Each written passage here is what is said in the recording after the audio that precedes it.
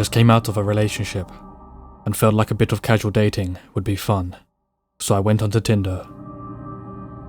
I made it clear to the few people I actually matched with and spoke to that I didn't want anything serious, just a dinner date or a pub night here and there. I matched with a really cute guy. Let's call him Pete. He had just moved to my city and also wasn't looking for anything serious. He just wanted to meet some people and see some local spots. The first night we met up at a well-known tapas bar. I chose this place because I had a few friends that were waitresses and bar staff there, so I felt safe meeting a stranger. He was on time. We had nice chats. He was a really cool guy on first impression. We spoke about work, to which he told me that he's a software developer, but he's just started his freelancing career. We spoke about where he stays now that he's moved to my city, and he said that he's sharing a place with some friends. Rent is quite pricey in this city, so it made sense to me. He asked where I live, and I told him that I'm lucky to have my own one-bedroom apartment in quite a nice and popular part of town. Mostly thanks to my parents, who helped me save and gave me a portion of the deposit money for my 21st birthday, which I invested and grew until I had enough to put down a decent deposit. He then offered to drop me off at home, but I said no. I'd prefer to Uber home by myself. He asked me if this was because I'm going to go meet someone else after him, and I laughed because I genuinely thought this was a joke. The next time I saw Pete was about 3 days later. He said he knew it was fast, but he actually couldn't stop thinking about me, and he wanted to see me again. This time, we met at a different restaurant. Also one I chose, because I went to school with the owner, and knew all the staff pretty well. This place is a little bit more pricey, and he got super annoyed with me for ordering as much as I did. I couldn't understand why, since I insisted on paying for my own meal both times we met. That night, same story. Let me drop you off at home, please. Again, I said no. Whilst we were in the middle of this conversation, he received a call. He stepped away, but I could still hear a fair amount. No, I think I'm going to stay with you again. Yeah, I'm with her. Don't worry about it. Okay, I'll be home soon. So now, I think he's chatting to his roommate or maybe his mum, but I don't ask. He came back to our table. Please, I insist. Bad things happen to women that Uber home this late by themselves. I'd feel better if I dropped you off. Not having the energy to argue, I told him fine, and I put my address into his GPS. As soon as he got home, he messaged me and told me he'll be picking me up in the morning to go for a picnic. I replied that I actually had cleaning to do, but again, he insisted that he would see me at 10. 10 AM that next morning. Best believe he's right outside of my apartment. I got into his car, and as he leaned over to kiss my cheek, I noticed that his breath stank. Obviously, I was a little grossed out. We had our picnic, and it was quite nice. He tried to kiss me a few times, but I avoided it with skill. By about 4 PM, I told him that I really want to go home, and the park we went to is about an hour-and-a-half drive from my apartment, so I couldn't really Uber back home because it would cost a fortune. He agreed it was time to go, so we got into his car and we were off. I fell asleep in the car on the drive back, and when I woke up, he asked if we should finish the rest of the bubbly we had as mimosas up in my apartment. I said to him that I didn't want to, and he just snapped.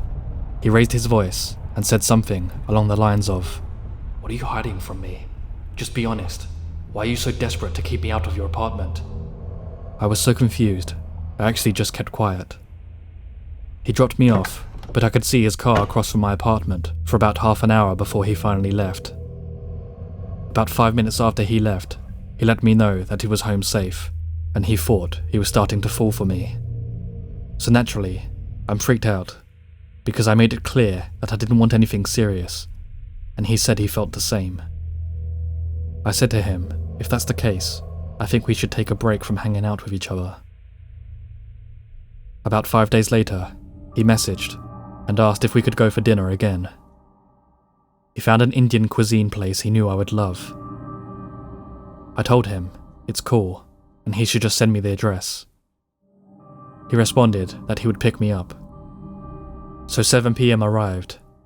He told me he was downstairs, and as I went down to meet him, I saw him standing at my gate. I pressed the remote control to open the gate, and he walked inside to meet me. "Show me which one is yours. I'd love to see how you live." Not "hi" or "how are you?" That's his opening line. So now I'm naturally unsettled. I say to him that I'm starving. Could we go for dinner and I'll show him my place at a later stage? At dinner, he received a call again. This time, he didn't step away. "Yeah, I don't know. I can let you know by about 10. He then turned to me. "Am I sleeping at yours tonight?" No, I have work tomorrow." "Yeah, me too. I'll let you know, okay?" "No, you're not staying here. Can you just get your things, please?" "And do what with them?" "Take them to that girl you're seeing. I'm done asking you." Now I'm sitting here in absolute shock and terror. What in the hell is going on here? Our food arrived, and we barely spoke. I said to him, "Why did you ask me if you can sleep over at mine? We're not spending time together like that. You know this." He then spun this story about how he just wants to hang out, and again, see how I live. I then said to him, very frankly, that I don't like having strangers in my apartment. He was very offended, and the bill arrived. As per usual, I paid for myself, he paid for himself. I said to him, "I'll get an Uber home." And he said, "What's the use? I already know where you live. Let me drop you off." By now, I've already decided that this will be the last time I see him. I got into his car and I reached for my jumper that I threw in the back when he picked me up. I noticed a bag in the back of the car full of clothes and toiletries, as well as a pillow. I didn't think much of it. I don't personally drive or own a car, but I know my sister always has the most random things on the back seat of her car. On the way home, he was dead quiet, when suddenly he said, "Do you know how selfish you are?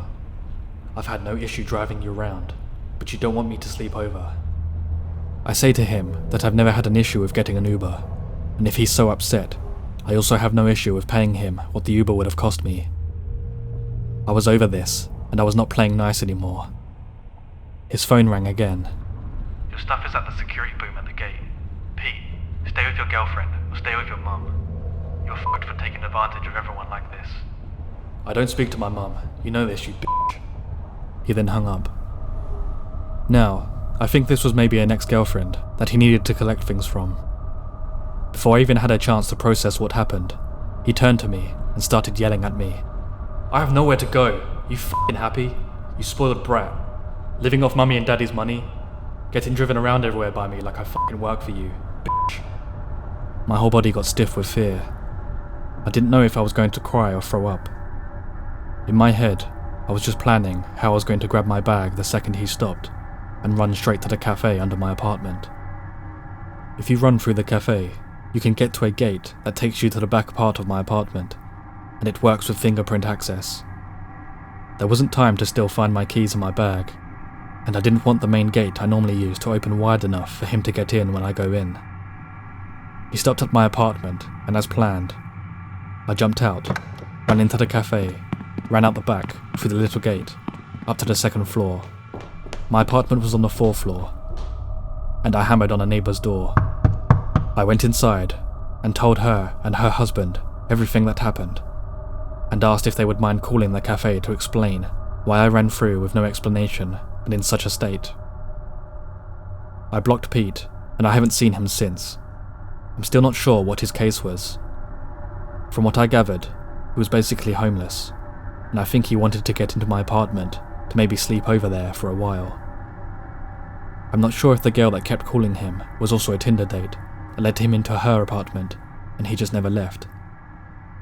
All I know is that he scared the living daylights out of me, and I never ever want to see him again.